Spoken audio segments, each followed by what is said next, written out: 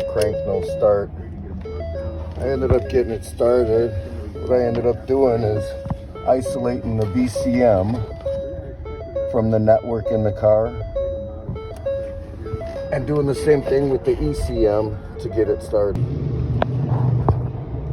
I did the same thing under the hood. So now the only thing on my jumper wire network is the ABS, the ECM, and the BCM. And now it should start. It does.